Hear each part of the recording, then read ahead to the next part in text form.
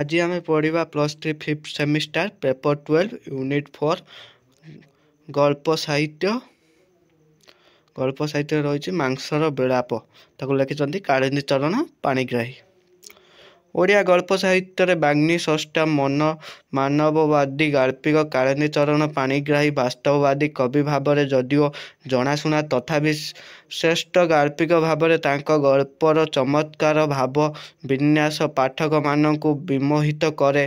केवल मांसर विलाप गल्प नुहे, सागरिकार द्वादशी, शेष रश्मि, राशिफल इत्यादि गल्प संकलन, माटीर मनीष, लुहार मनीष, मुक्तागढ़र क्षुधा इत्यादि उपन्यास रचना करिथिबा कालिंदी चरण पाणिग्राही 1971 पद्म विभूषण उपाधि लाभ करथिले।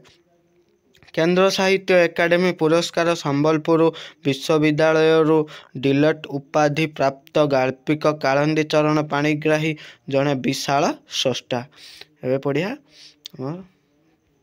गल्पटा कौन रही देखा। मांसर विलाप एक चमत्कार क्लासिक गल्प। गाल्पिक कालिंदी चरण मानवतार चरित्र माध्यम दर्शाई मानविकता बोध, हिंसायुक्त मनीष भितर अहिंसार वार्ता प्रचार करिसेंती गाल्पिक। जली ओ डोरा जड़े देशी कृष्णसार मृग ओ आउ जड़े विदेशी हैंड कुकुर जड़े है कौन देशी कृष्णसार मृग आउ जड़े विदेशी हैंड कुकुर, जड़े मांसाशी आउ जड़े शाकाहारी, जड़े खाद्य ओ आउ जड़े खादक। तथापि जली ओ डोरा भितर अनाबिल बंधुता संपर्क, प्रेम डोरी रे उभय बंधा। जली को घड़िए न देखिले डोरा पागल हो जाए, जली भी डोरा को न देखिले लुचेई कांदे। तांका भितरे राग रोषा अच्छी, स्नेह अभिमान अच्छी, उभयंक ठारू क्षणिक दूर हेउ नथिले। थरे जली असुस्थ हैला, राति दिन डोरा जली पाखरे जगी बसिला केमिति तार प्रेयसी जली भल होइजिवो।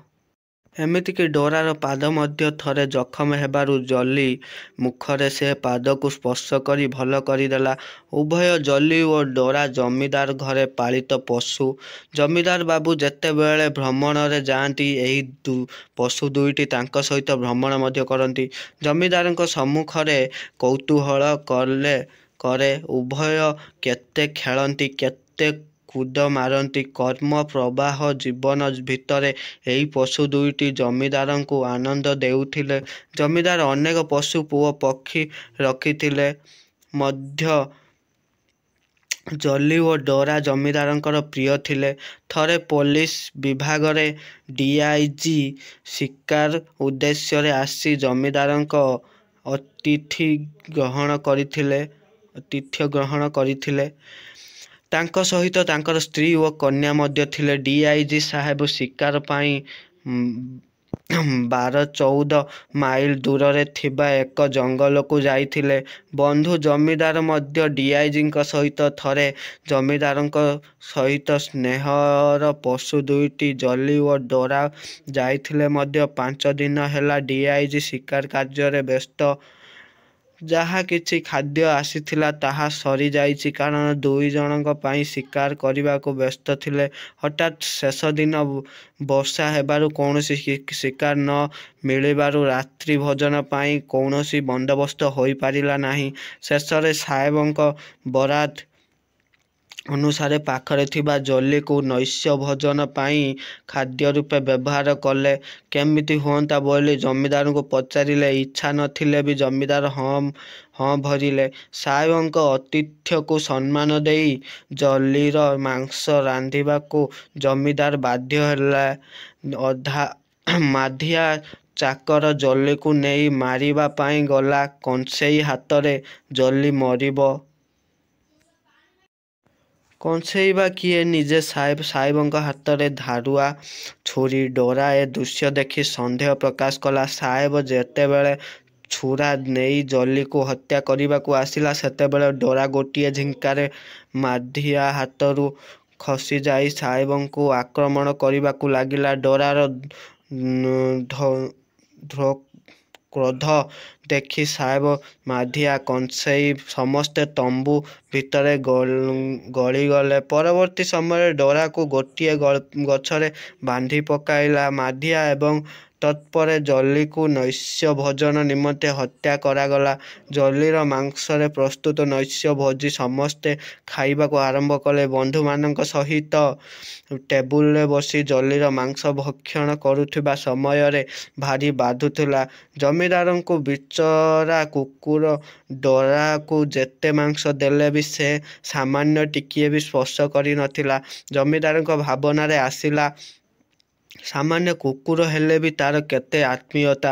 ଜମିଦାର ଅନୁଭବ କଲେ, ଜ୍ଞାନଶୂନ୍ୟ କୁକୁର ହେଲେ ବି ତାର ପାଖରେ କ୍ଷମା ଭିକ୍ଷା କରିବାକୁ ଜମିଦାର ଅନୁଭବ କଲେ। ଛି ଛି, ସାମାନ୍ୟ ମାଂସାଶୀ କୁକୁର ଠାରୁ ସେ ମଧ୍ୟ ଆହୁରି ନୃଶଂସ।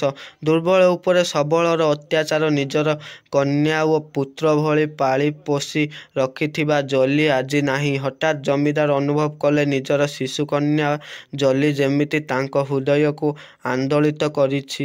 ଘର ଭିତରେ ଗୁମୁରି ଗୁମୁରି କାନ୍ଦିଛି। ଅସୁସ୍ଥ ହୋଇ ବାପା ବାପା ବୋଲି ଡାକୁଛି। ଜଲିର ହତ୍ୟା ଜମିଦାରଙ୍କୁ ଆଘାତ ଦେଲା। ପଶୁ ଭିତରେ ଯେଉଁ ମାନବିକତା ଅଛି ଆଜି ମଣିଷ ଭିତରେ ନାହିଁ।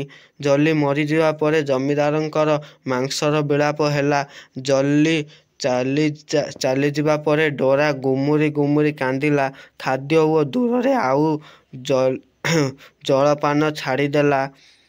ଡୋରା ଜଲିକୁ ଯେଉଁ ସ୍ଥାନରେ ହତ୍ୟା କରାଯାଇଥିଲା କେବଳ ସେହି ସ୍ଥାନକୁ ଆଘ୍ରାଣ କରିବାକୁ ଲାଗିଲା। ଡୋରା ନିଜର ପ୍ରିୟ ବାନ୍ଧବୀ ଜଲିକୁ ପାଇବା ପାଇଁ ସାରା ଜଙ୍ଗଲରେ ଘୁରି ବୁଲିଲା। ଡୋରା ବଣୁଆ କାଠୁରିଆମାନେ କୁହନ୍ତି, ସେଇ ଜଙ୍ଗଲ ଭିତରେ କୁଆଡ଼େ ଶୁଭାଯାଏ ପଶୁ କାଣ୍ଠର ଆର୍ତ୍ତି ଚିତ୍କାର। ସେ କଣ୍ଠସ୍ୱର କାହାର, ଜଲିର ନା ଡୋରାର?